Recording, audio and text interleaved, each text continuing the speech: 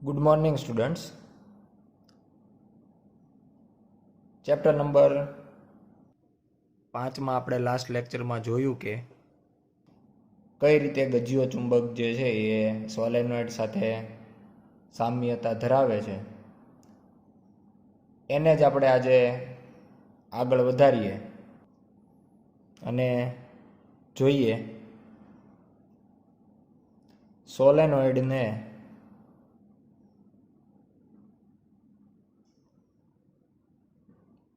સમતુલ્ય રૂપે ગજ્જીઓ ચુંબક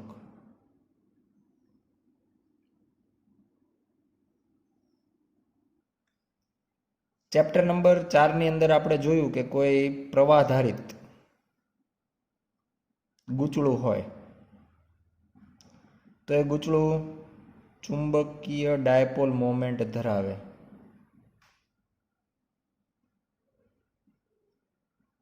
જેનું મૂલ્ય આપણે જો લખીએ તો લખી શકાય NIA, અને જો સદિશ સ્વરૂપે લખીએ તો ક્ષેત્રફળ સદિશની દિશામાં જ ચુંબકીય ડાયપોલ મોમેન્ટ હોય, જ્યાં N એ ગૂંચળાના આંટાની સંખ્યા બતાવે, I એમાંથી વહેતો પ્રવાહ, અને A જે છે એનું ક્ષેત્રફળનું મૂલ્ય.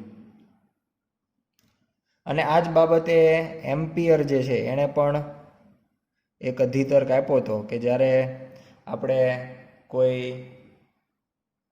ચુંબકીય ઘટના જોતા હોઈએ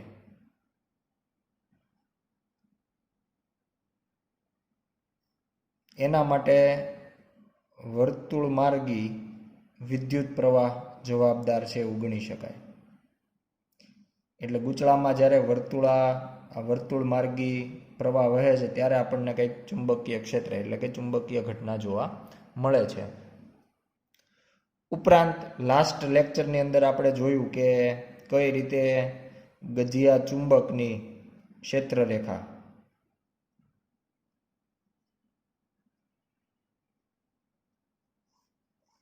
એ સોલેનોઇડની પ્રવાહધારિત સોલેનોઇડ હોય તો એની જે ક્ષેત્રરેખાઓ હોય એની સાથે સામ્યતા ધરાવે છે. એટલે બંનેની ક્ષેત્રરેખાઓ પણ આપણને સમાન એક સરખી જ જોવા મળે છે. તો એના ઉપરથી આપણે એવું કહી શકીએ કે કોઈ ગજ્જીયો ચુંબક હોય તો એને પણ આપણે સોલેનોઇડની જેમ મોટી સંખ્યાના વર્તુળ માર્ગી પ્રવાહોનો ગણી શકાય.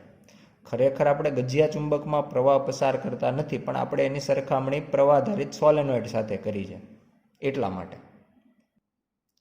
એટલે જો આપણે બંનેની સરખામણી કરતા હોય તો આપણે એવું પણ કહી શકીએ કે કોઈ ગજ્જીયો ચુંબક હોય અને એના જો આપણે 2 ટુકડા કરીએ તો સામે આપણે એવું પણ કહી શકીએ કે એવો જ કોઈ સોલેનોઇડ હોય અને જો એના આપણે 2 ટુકડા કરીએ તો બંને ઘટનાઓ સરખી જ કહેવાય. એટલે ગજ્જીયા ચુંબકના 2 ટુકડા કરીએ એના જેમ જ સોલેનોઇડના 2 ટુકડા કરીએ તો બંનેના રિઝલ્ટ, બંનેના જે પરિણામ છે એ આપણને સમાન મળે છે. આવી જ સામ્યતાની અમુક ચકાસણીઓ કરવા માટે એવું પણ કરી શકાય કે કોઈ નાની ચુંબકીય સોય હોય એને જો ગજ્જીયા ચુંબકની નજીક લાવવામાં આવે અને આનું જે કંઈ કોણાવર્તન થશે, આવર્તન થશે, એવું જ જ્યારે આના અંદર પ્રવાહ પસાર થતો હશે સોલેનોઇડમાં અને એના નજીક કોઈ સોય લાવ્યા હોય તો એનું કોણાવર્તન એ જ પ્રકારનું, એટલું જ, એવું જ જોવા મળે. એટલે બંનેમાં ઘણી બધી સામ્યતાઓ છે એવું કહી શકાય. આ સામ્યતાને વધારે દ્રઢ બનાવવા માટે આપણે કોઈ પરિમિત લંબાઈનું સોલેનોઇડ લઈએ અને એના અક્ષ ઉપર ચુંબકીય ક્ષેત્રની ગણતરી કરીએ અને તેને આપણે ગજ્જીયા ચુંબક વડે મળતા ચુંબકીય ક્ષેત્રના સમીકરણ સાથે સરખાવી અને જોઈએ તો તેના માટે આપણે આકૃતિમાં દર્શાવ્યા મુજબ એક પરિમિત લંબાઈનું સોલેનોઇડ લઈએ. કુલ લંબાઈ જેની 2L વડે આપણે આકૃતિમાં દર્શાવી દઈએ. એનું જે મધ્ય બિંદુ છે ને આપણે O વડે દર્શાવ્યું છે, ને અહીંયા લાલ જે રેખા બતાવવામાં આવી છે એ છે એની અક્ષ, સોલેનોઇડની અક્ષ. તો સોલેનોઇડની અક્ષથી એક તરફ નો જે છેડો છે એના યામ આપણે લખી શકાય એલ પ્લસ એલ. એટલે એક તરફની લંબાઈ છે અને આપણે એલ વડે દર્શાવી શકાય. યામ પદ્ધતિ પ્રમાણે યામ પ્લસ એલ થશે અને બીજો જે છેડો છે એના યામ થશે માઇનસ એલ. લંબાઈ એ તરફ પણ એલ છે, પણ આપણે યામ પ્રમાણે ધ્યાનમાં લઈએ તો એક બાજુ પ્લસ એલ આવશે અને બીજી બાજુ યામ તરીકે માઇનસ એલ લઈ શકાય. આના ઉપર એન જેટલા આંટાઓ છે, તો એના માટે આપણે એક રાશિ મેળવી લઈએ, એકમ લંબાઈ દીઠ આંટાની સંખ્યા. એકમ લંબાઈ દીઠ આંટાની સંખ્યા, જેને આપણે સ્મોલ એન વડે દર્શાવીએ છીએ. ધારો કે આના ઉપર કુલ કેપિટલ એન જેટલા આંટા છે, આખાની ઉપર આપણે દર્શાવ્યા નથી પણ ઘણા બધા આંટા છે, તો એકમ લંબાઈ દીઠ આંટાનું સૂત્ર બનશે કેપિટલ એન અપોન 2l. અને આના ઉપરથી જો આપણે આંટાની સંખ્યાને સૂત્રના કરતા બનાવીએ એન, તો એનાથી આપણને મળશે n 2l. એટલે આને આપણે સમીકરણ નંબર 1 આપી દઈએ. હવે આપણે સોલેનોઇડની ઉપરના અમુક આંટાઓને ધ્યાનમાં લઈએ તો અહીંયા આપણે dx જાડાઈનો એક પટ્ટો વિચારીએ સોલેનોઇડના ઉપરના ભાગમાં. એટલે અહીંયા આપણે એક dx જાડાઈ હોય એવો આખો પટ્ટો વિચારો. આના અંદર ઘણા બધા આંટાઓ હોઈ શકે, જે આપણે આંટાઓ દર્શાવ્યા નથી, આમાંના અમુક આંટાઓ આના અંદર આવતા હોય, જેનું કેન્દ્રથી અંતર x જેટલું હોય. એટલે આખો જે આપણે પટ્ટો અહીંયા વિચાર્યો છે એ કેન્દ્રથી x જેટલા અંતરે છે અને પોતાની જાડાઈ dx જેટલી છે. અને આના અંદર I જેટલો વિદ્યુત પ્રવાહ વહે છે, બધા આંટામાંથી વહે છે. આપણે માત્ર શરૂઆતમાં આટલા જાડાઈની અંદર જે આંટાઓ આવતા હશે એનો વાત કરીએ. અને આપણે જે સોલેનોઇડ લીધો છે એની ત્રિજ્યા a જેટલી હોય, તો આપણા સોલેનોઇડના કેન્દ્રથી ખૂબ દૂરના અંતરે, જે અંતર આપણે લઈએ છીએ સ્મોલ r, કોઈ p બિંદુ આવેલું છે. આ r અંતર ખૂબ મોટું છે અને અહીંયા કોઈ p બિંદુ આવેલું છે. તો આ p બિંદુએ ચુંબકીય ક્ષેત્ર કેટલું થાય?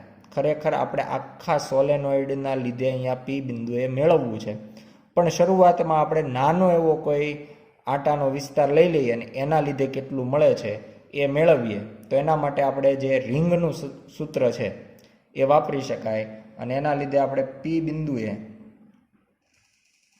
ચુંબકીય ક્ષેત્ર જો લખીએ dx જાડાઈને લીધે, તો એને આપણે જો db નામ આપીએ, આંટાઓ ખૂબ ઓછા હશે આના અંદર એટલે ચુંબકીય ક્ષેત્ર પણ ઓછું મળશે. તો એના માટે આપણે ખરેખર μ0 n એટલે અંદર રહેલા આંટા, તો dx જાડાઈની અંદર જો અહીંયા આપણે dx લઈએ તો આંટાની સંખ્યા આપણને મળશે n dx. જેમ જો ટોટલ લંબાઈ 2l હોય તો અહીંયા n 2l મળે કુલ આંટા. તો અહીંયા જે જાડાઈ છે, અહીંયા જે લંબાઈ છે એ dx છે, તો n dx થઈ જશે. એટલે કુલ આંટાની સંખ્યા આટલા ભાગની અંદર આંટા આવશે n dx. એટલે μ0 n I a square divide by 2 કૌંસમાં a સ્ક્વેર પ્લસ ખરેખર x સ્ક્વેર આવે. x એટલે જે અંતર લેવાનું હોય, અહીંયા અંતર આપણું થશે r, પણ એ કેન્દ્રથી p બિંદુનું અંતર r છે. આપણે જે dx જાડાઈ લીધી છે ત્યાંથી p બિંદુ સુધીનું અંતર, તો એના માટે આપણે આટલું અંતર બાદ કરવું પડે. એટલે અહીંયાથી લઈને p બિંદુ સુધીનું અંતર r માઇનસ એક્સ થશે. એટલે કૌંસમાં r minus X whole square raise to 3/2. આ પ્રમાણે આપણને ચુંબકીય ક્ષેત્ર જે છે એ મળશે. ખરેખર આપણું જે ચુંબકીય ક્ષેત્રનું સૂત્ર હતું એ જ છે μ0 n I a square by 2 કૌંસમાં a square plus x square raise to 3/2, જ્યાં x આપણે લેતા હોઈએ કેન્દ્રથી અંતર અહીંયા આપણું એ અંતર થશે r માઇનસ એક્સ, એટલા માટે આપણે એ પદ અહીંયા આવે છે. હવે કુલ ચુંબકીય ક્ષેત્ર મેળવવા માટે આપણે જે ડીબી મેળવ્યું છે એનું ઇન્ટિગ્રેશન કરીએ સોલેનોઇડના એક છેડાથી લઈ સોલેનોઇડના બીજા છેડા સુધી, જેમાંથી જે રાશિઓ સમીકરણમાં અચળ છે એ સંકલનની બહાર આવી જશે અને બાકીની રાશિઓનું આપણે સંકલન કરવું પડશે. એટલે જો કુલ ચુંબકીય ક્ષેત્ર આપણે મેળવીએ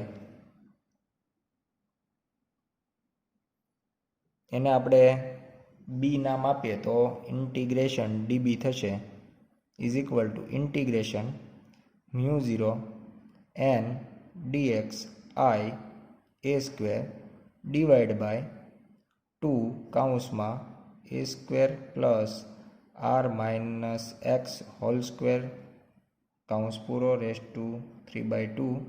આ પ્રમાણેનું આપણી પાસે સમીકરણ છે. એમાંથી જે રાશિઓ અચળ છે એ રાશિઓને ધ્યાનમાં લઈએ તો એ રાશિમાં આવશે mu 0 N I A square છેદમાં 2 ઇન્ટિગ્રેશન અહીંયા રહેશે ડીએક્સ છેદમાં રહેશે A square plus R minus X whole square કૌંસ પૂરો રેસ ટુ 3/2. આ પ્રમાણેનું સમીકરણ મળશે. અને અહીંયા જો આપણે લિમિટને ધ્યાનમાં લઈએ તો સોલેનોઇડના એક છેડાની લિમિટ હતી માઇનસ એલ, બીજા છેડાની લિમિટ હતી પ્લસ એલ, એટલે આપણે સંકલન માઇનસ એલથી લઈ પ્લસ એલ સુધી કરવાનું રહેશે. આમ તો આ સંકલન આપણે ત્રિકોણમિતિના જે સમીકરણો છે એ વાપરી અને કરી શકાય, પણ આપણે ખરેખર સોલેનોઇડથી ખૂબ દૂર મેળવવાનું છે. સોલેનોઇડની અક્ષ પર કેન્દ્રથી ખૂબ દૂર, અને જ્યારે ખૂબ દૂર મેળવવાનું હોય તો એવા કિસ્સામાં આપણે R is very very greater than A પણ લઈ શકીએ, ઉપરાંત R is very very greater than L પણ લઈ શકાય. જ્યાં આપણે ડીએક્સ છે એનું ઇન્ટિગ્રેશન અંતે એલ થવાનું છે, એટલે આ બંને કન્ડિશનોને ધ્યાનમાં લઈએ તો છેદમાં જે એ સ્ક્વેર અને એક્સ સ્ક્વેર જે પદ આવવાના છે એ બધા નીકળી જશે. એટલે અંતે તો કૌંસમાં આરને આપણે એકને ધ્યાનમાં લઈએ તો છેદનું જે પદ છે A square plus R minus X whole square કૌંસ પૂરો રેસ ટુ 3/2 એ અંતે તો આપણને માત્ર આર ક્યુબ જ મળવાનું છે. અને જો આ પ્રમાણે હોય તો આપણે આર ક્યુબ પણ અચળ થઈ જશે, જે પણ સંકલનની બહાર નીકળશે. એટલે બી ઇઝ ઇક્વલ ટુ ચુંબકીય ક્ષેત્રને આપણે mu 0 N I A square upon 2r cube integration dx, જ્યાં આપણે લિમિટ લખીએ તો લિમિટ આપણને મળશે માઇનસ એલથી પ્લસ એલ. અને હવે જો આપણે ઇન્ટિગ્રેશન કરીએ તો એનાથી આપણને જવાબ મળશે B is equal to mu 0 N I A square upon 2r cube ડીએક્સનું ઇન્ટિગ્રેશન થશે એક્સ, અને એનાથી આપણે પેલા અપર લિમિટ અને લોઅર લિમિટ લખીએ તો plus L minus lower limit minus L, અને માઇનસ માઇનસ પ્લસ થઈ જતાં આપણને ત્યાં 2l મળશે, જે આપણે લખી શકીએ મ્યુ 0 એન પછી આપણે આ બંનેનો જે સરવાળો થવાનો છે માઇનસ માઇનસ પ્લસ એ લખી દઈએ 2l I A square upon 2r cube. આને આપણે સમીકરણ નંબર 3 આપી દઈએ. હવે આપણે જો આવું જે સોલેનોઇડ છે ને એઝ અ ગૂંચળા તરીકે લઈ અને એની ડાયપોલ મોમેન્ટ વ્યાખ્યાયિત કરીએ, ચુંબકીય ડાયપોલ મોમેન્ટ ગૂંચળા માટે, તો એના માટે આપણે લખીએ છીએ એન આઈ એ. એન એટલે કુલ આંટા આપણને એન ઇન્ટુ 2l આપણે સમીકરણ 1 પરથી લખી શકીએ. પ્રવાહ જે છે એ કેપિટલ આઈ, અને ક્ષેત્રફળ તો પાઈ એ સ્ક્વેર. આ મુજબ આપણે ડાયપોલ મોમેન્ટ છે એ લખી શકાય. અહીંયા ઉપર સમીકરણ નંબર 3ની અંદર પણ આપણને આવી જ રાશિઓ બધી મળી શકે એમ છે. n2l તો એ આપણી પાસે ઓલરેડી n2l અહીંયા છે જ. આઈ તો આઈ પણ આપણી પાસે છે. પાઈ એ સ્ક્વેર તો અહીંયા આપણી પાસે માત્ર એ સ્ક્વેર છે, એની જગ્યાએ જો પાઈ એ સ્ક્વેર આવી જાય તો આ બધાની જગ્યાએ આપણે એમ ડાયપોલ મોમેન્ટ છે એ લખી શકીએ. એના માટે આપણે સમીકરણ નંબર 3ને જો ઉપર નીચે 2π વડે ગુણાકાર કરી નાખીએ, અંશમાં પણ 2π વડે અને છેદમાં પણ 2π વડે, તો એનાથી હવે આપણું ફાઇનલ સમીકરણ જે છે એ લખાશે b is equal to μ0 2π into 2 એટલે કે 4π, μ0 અપોન 4π n 2l i pi A square, જેને આપણે નામ આપી દીધું છે m, અને અહીંયા જે 2 છે એ આવશે 2 ડિવાઈડ બાય છેદની અંદર રહેશે r3. આપણું ફાઇનલ સમીકરણ કહી શકાય સમીકરણ નંબર 5. જો આપણે આ સમીકરણ જે આપણને મળે છે એને જો સદિશ સ્વરૂપે બતાવવું હોય તો સદિશ સ્વરૂપે પણ બતાવી શકાય. સદિશ સ્વરૂપે જો બતાવવામાં આવે તો ચુંબકીય ક્ષેત્ર જે છે એની દિશા ગૂંચળાની અથવા સોલેનોઇડની ડાયપોલ મોમેન્ટની દિશામાં એટલે કે એમની દિશામાં હશે, આવું દર્શાવી શકાય. આ જે સમીકરણ અહીંયા આપણે બતાવ્યું છે એ ગજિયા ચુંબક માટે પણ આપણે આ જ સ્વરૂપે મેળવી શકીએ છીએ. એટલે આને ગજિયા ચુંબક માટેનું ચુંબકીય ક્ષેત્રનું સમીકરણ પણ કહી શકાય. એટલે આના ઉપરથી આપણે કહી શકાય કે જો ગજિયો ચુંબક અને સોલેનોઇડનું ચુંબકીય ક્ષેત્ર સમાન હોય તો બંનેની જે ડાયપોલ મોમેન્ટ છે એ પણ સમાન હોય. બીજું, કેટલીક જગ્યાએ 2l લંબાઈનો જે ગજિયો ચુંબક હોય એનો જે ઉત્તર ધ્રુવ છે તો એ ઉત્તર ધ્રુવ સાથે ચુંબકીય ભાર એવો શબ્દ વાપરવામાં આવે, જેને +qm વડે દર્શાવવામાં આવે. જેને બીજું નામ આપવું હોય તો આપણે ધ્રુવની પ્રબળતા એવું નામ પણ આપી શકાય, અથવા બીજું કહીએ તો ધ્રુવમાન.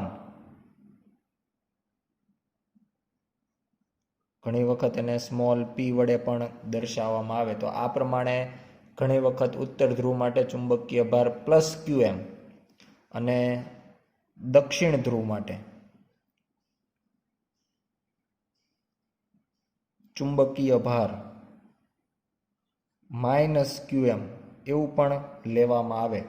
એટલે કે કોઈ ચુંબક આપણે જો દર્શાવીએ ગજિયો ચુંબક તો n ધ્રુવ હોય તો ત્યાં આપણે +qm ચુંબકીય ભાર, ખરેખર આ વિદ્યુતીય ભાર નથી, q સંજ્ઞા વાપરી છે પણ એ ખરેખર આપણે ચુંબકીયને આધારે લેવાની છે અને આને -qm એવું દર્શાવવામાં આવે. અને જો લંબાઈ 2l હોય તો આના ઉપરથી એની ડાયપોલ મોમેન્ટ જે m વડે આપણે દર્શાવીએ છીએ એ બંને વચ્ચેનું અંતર એટલે 2l અને વિદ્યુતભાર તરીકે qm. ઘણી વખત જો ધ્રુવમાન લઈએ તો ધ્રુવમાન તરીકે 2lp આવું પણ લેવામાં આવે છે. તો આ પ્રમાણે આપણે ચુંબકીય ભાર અથવા તો ધ્રુવમાનના સંદર્ભમાં લંબાઈ અને ધ્યાનમાં લઈ અને ડાયપોલ મોમેન્ટ છે એ ગજિયા ચુંબક માટે નક્કી કરતા હોઈએ છીએ. અને જે પ્રમાણે વિદ્યુત ક્ષેત્ર માટેનું સૂત્ર છે, વિદ્યુત ક્ષેત્ર બિંદુવતના લીધે લઈએ તો E = kq/r² મુજબ હોય, તો એ જ પ્રમાણે જો આપણે ચુંબકીય ભાર પ્રમાણે આ બિંદુવત વિદ્યુત ભારનું છે એવું ચુંબકીય ભારનું ચુંબકીય ક્ષેત્ર લઈએ r અંતરે, તો એના માટે આપણે B = અચળાંક તરીકે μ0/4π, k ની જગ્યાએ k ને આપણે ઘણીવાર 1/4πε0 લઈએ છીએ, એના જગ્યાએ અચળાંક આવશે μ0/4π. ચુંબકીય ભાર તરીકે આપણે QM ને ધ્યાનમાં લઈશું અને r². તો આ પ્રમાણે આપણે ઘણી વખત ચુંબકીય ક્ષેત્ર પણ નક્કી કરતા હોઈએ છીએ. જેમ ડાયપોલ હોય તો પ્લસ અને માઇનસ બે વિદ્યુતભારના લીધે, તો એ પ્રમાણે આને પણ તમે પ્લસ અને માઇનસ ચુંબકીય ભાર ગણી અને વિષુવરેખા અને અક્ષ ઉપરના ચુંબકીય ક્ષેત્ર છે એ બંનેના અલગ અલગ ચુંબકીય ભારની સદિશ સરવાળાથી મેળવી શકો. પરંતુ આ એટલું બધું અસરકારક હોવા છતાં આપણે એને ઉપયોગમાં લેતા નથી. અસરકારક છે પણ ઉપયોગમાં લેતા નથી, કારણ કે અહીંયા આપણે જે QMની વાત કરીએ છીએ એ મોનોપોલ જેવી વાત થઈ અને ચુંબકમાં મોનોપોલ શક્ય નથી. એટલા માટે આપણે ઉપયોગમાં આ જે પદ્ધતિ છે એ વાપરતા નથી. હવે આપણે વાત કરીએ નિયમિત ચુંબકીય ક્ષેત્રમાં મૂકેલી ડાયપોલ.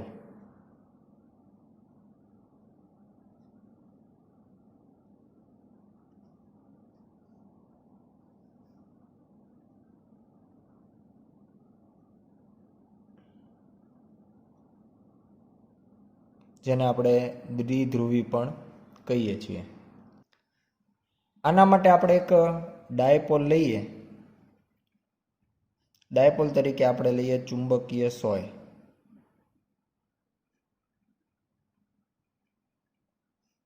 જેની ડાયપોલ મોમેન્ટ m જેટલી હોય અને એની જડત્વની ચાક માત્રા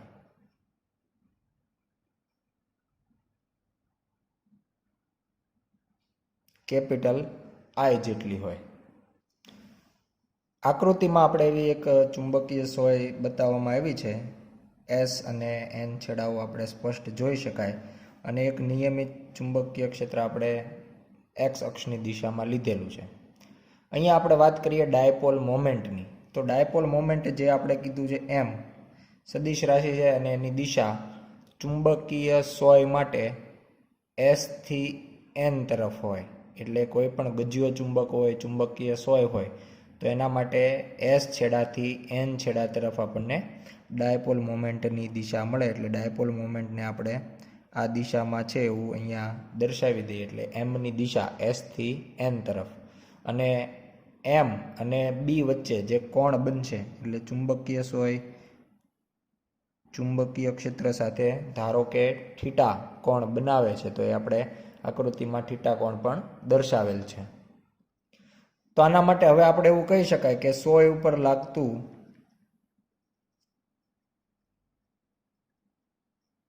ટોર્ક જો ધ્યાનમાં લેવામાં આવે તો ટાઉ સદિશ is equal two m cross b વડે આપણે ટોર્ક આપતા હોઈએ છીએ.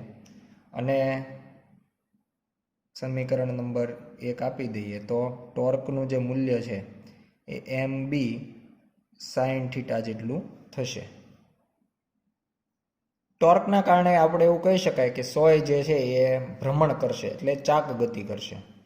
પરંતુ જો આપણે સોયને આ જ સ્થિતિમાં રાખવી હોય, એટલે અહીંયા ને અહીંયા જો સ્થિર રાખવી હોય, સંતુલનમાં રાખવી હોય, તો એના ઉપર ટોર્કની વિરુદ્ધ દિશામાં પુનઃસ્થાપક ટોર્ક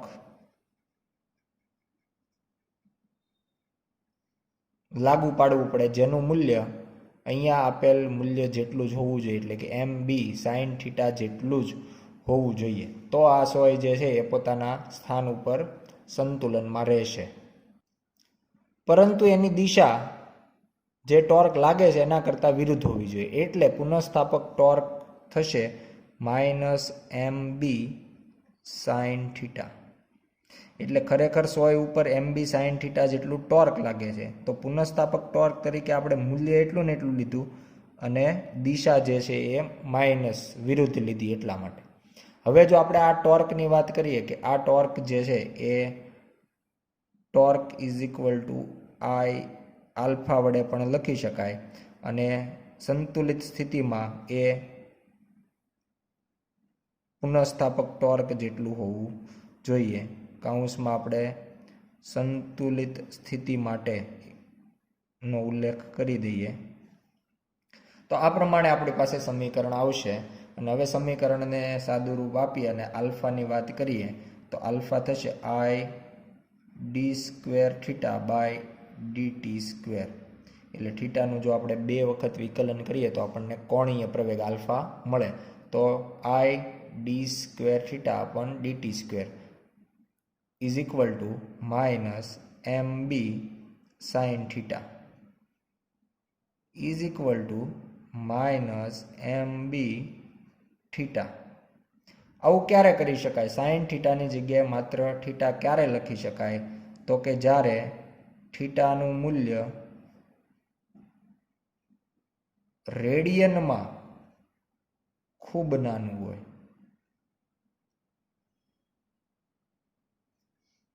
એટલા માટે આપણે આ પ્રમાણે લખ્યું છે.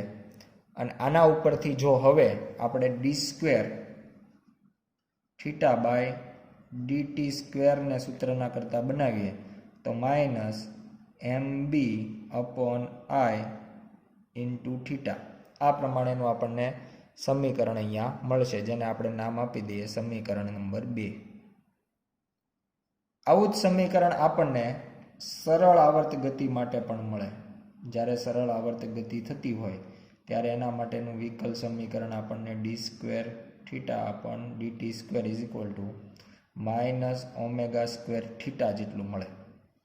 એટલે અહીંયા પણ આપણે જો એની સાથે આપણે જે સમીકરણ મેળવ્યું છે એને સરખાવીએ તો કહી શકાય કે ઓમેગા સ્ક્વેર, બંને સમીકરણમાં બધી જ રાશિઓ સરખી આવે છે.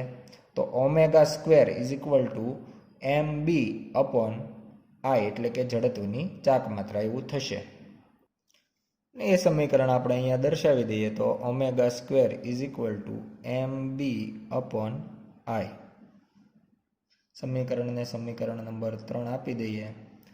અને આના ઉપરથી આપણે સરળ આવર્ત ગતિ જ થતી હોય તો એનો આવર્તકાળ જે છે એ પણ મેળવી શકાય. તો આવર્તકાળને કેપિટલ ટી જો કહેવામાં આવે તો અહીંયા આપણે ઓમેગા બરાબર 2π અપોન ટી જાણીએ છીએ, એનો વર્ગ થશે. અને એના ઉપરથી જે ટીને સૂત્રનો કરતા બનાવીએ તો 2π અંડર રૂટ આઈ અપોન એમ બી. આ પ્રમાણેનું આપણને આવર્તકાળ માટેનું સમીકરણ મળશે, જેને આપણે નામ આપીએ સમીકરણ નંબર 4.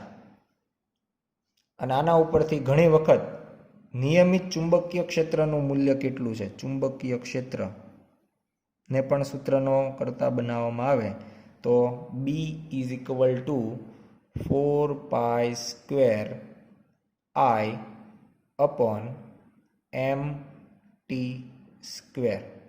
એટલે આ મુજબ આપણે ઘણી વખત નિયમિત ચુંબકીય ક્ષેત્રનું મૂલ્ય જાણવા માટે એના અંદર આ પ્રમાણે સોયને સરળ આવર્ત ગતિ કરાવી અને જડત્વની ચાક માત્રા, ડાયપોલ મોમેન્ટ અને આવર્તકાળ ત્રણેય રાશિની મદદથી ચુંબકીય ક્ષેત્રનું મૂલ્ય કેટલું છે એ જાણી શકીએ.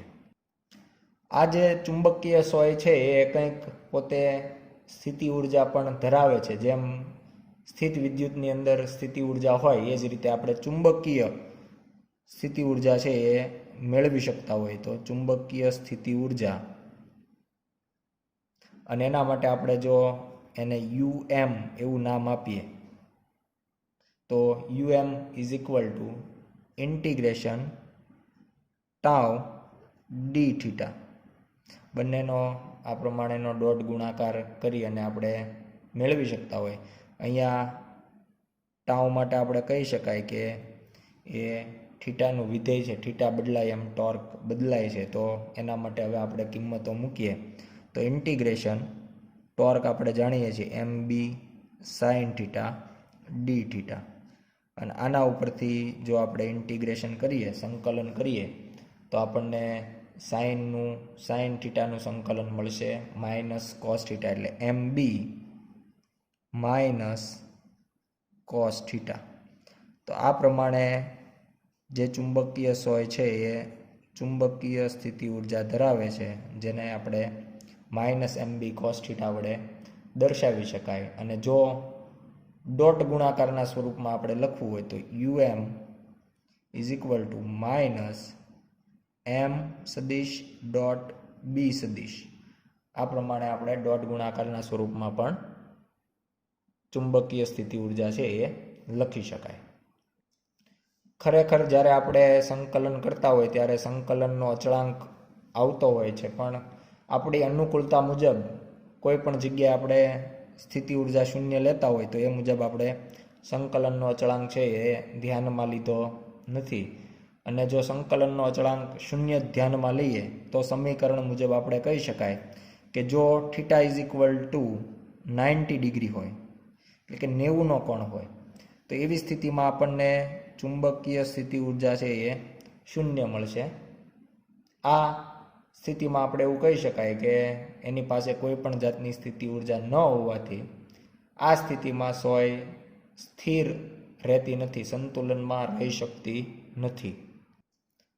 કારણ કે આ સ્થિતિમાં ટોર્ક મુજબ જઈએ તો સાઇન 90 બરાબર 1 થાય અને મેક્સિમમ ટોર્ક લાગે છે, એવું પણ આપણે આના ઉપરથી કહી શકાય. બીજો એંગલ લઈએ, theta is equal to 0 degree. તો theta is equal to 0 degree હોય ત્યારે આપણે કહી શકાય કે યુએમ ચુંબકીય સ્થિતિ ઉર્જાનું મૂલ્ય મળશે minus M B cos 0 is equal to 1, એટલે કે એનું જે મૂલ્ય છે એના કરતાં વધારે નથી મળવાનું. તો આ જે સ્થિતિ થઈ અને માઇનસ નિશાની છે એટલે આ જે છે એની લઘુત્તમ અથવા તો ન્યૂનતમ સ્થિતિ ઉર્જા દર્શાવે છે. અને આ જે ન્યૂનતમ ઓછામાં ઓછી જે સ્થિતિ ઉર્જા છે આ સ્થિતિને એની મહત્તમ સ્થાયી અવસ્થા અથવા સ્થાયી સ્થિતિ કહેવામાં આવે. સ્થાયી એટલા માટે કે જો આ સ્થિતિમાંથી એને નાનું એવું કોણાવર્તન આપવામાં આવે તો પણ ફરીથી એ પોતાની જે મૂળ સ્થિતિ હતી એમાં આવી જાય, એટલા માટે એને મહત્તમ સ્થાયી સ્થિતિ કહેવામાં આવે. અંતિમ કોણ લઈએ 180 ડિગ્રી, તો આ સ્થિતિમાં યુએમ જો લેવામાં આવે તો પ્લસ એમ બી થશે. અને એના માટે આપણે જો સ્થિતિ ઉર્જા કમ્પેર કરીએ તો મહત્તમ સ્થિતિ ઉર્જા થશે મેક્સિમમ. અને આ જે સ્થિતિ છે એને નામ આપવામાં આવે મહત્તમ અસ્થાયી સ્થિતિ અથવા અવસ્થા. આવી સ્થિતિમાં જો નાનું એવું કોણાવર્તન આપવામાં આવે તો સોય પોતે પોતાના મૂળ સ્થિતિમાં આવતી નથી. જે પ્રમાણે ગજ્યો ચુંબક અને સોલેનોઇડ એકબીજા સાથે સામ્યતા ધરાવે છે એ જ પ્રમાણે આપણે બીજી બાબત ધ્યાનમાં લઈ શકાય કે સ્થિત વિદ્યુત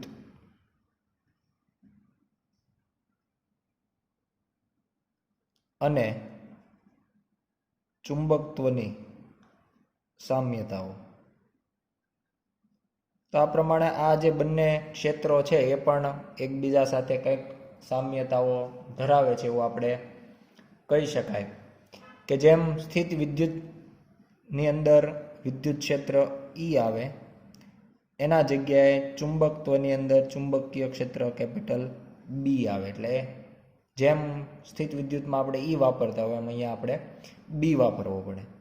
સ્થિત વિદ્યુતની અંદર ડાયપોલ મોમેન્ટને આપણે પી વડે વ્યાખ્યાયિત કરતા હોઈએ. ચુંબકત્વમાં ચુંબકીય ડાયપોલ મોમેન્ટ જેને એમ અથવા તો ઘણી વખત મ્યુ પણ લેવામાં આવે છે, એટલે બે સંજ્ઞાઓ છે એની.